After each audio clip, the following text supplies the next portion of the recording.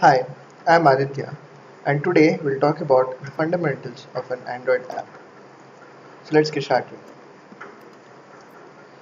Any Android app that you build is made up of four basic components. Those are activities, services, broadcast receivers, and content providers. So, what is an activity? Activity is any component which you can interact with. So, say any user interface that you interact with. For example, if you log into your app, you will see a login screen. If you want to sign out, you will see a sign out screen, a sign up screen, your dashboard, etc. So any user interface that you see on your app is nothing but an activity. So what are services?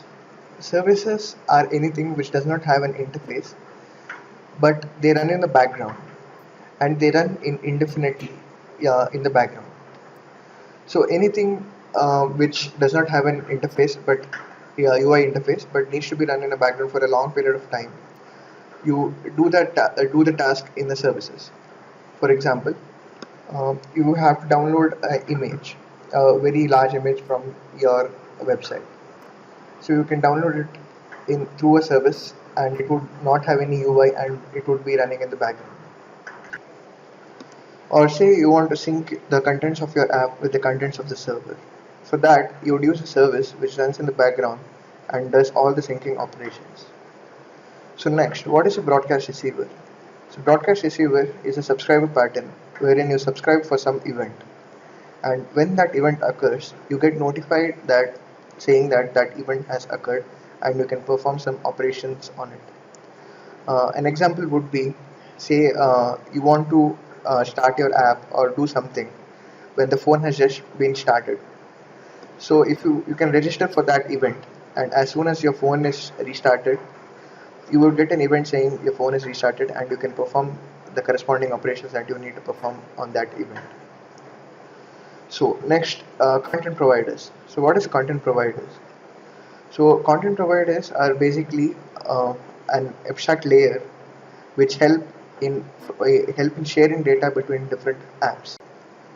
You can imagine a content provider as basically a database from which different apps can query data from with the required permissions. The primary goal of a content provider is to share data between different apps. An example for content providers would be a contact manager, wherein different apps can use a contact manager to get all the contacts, their phone numbers, their data from it. Out of these four components, the three components, namely activities, services, and broadcast receivers, can be activated by an intent. The fourth one, which is the content provider, cannot be activated by an intent. So an intent is basically a messaging system in Android, which is used to pass messages between different components of the Android system. So now let's look at how to define a component in your Android app. So and in your manifest file, we'll talk about what's a manifest file in the later videos. You can declare an activity like this. As you can see, you need to declare an activity using the activity tag. It, it has an attribute called name, which is nothing but the class of the activity that you want to declare. The label is nothing but the string which will be displayed on in the activity. Uh, Intent filters are basically telling the Android system uh, what intents will this activity respond to. We'll talk more about this in the coming videos.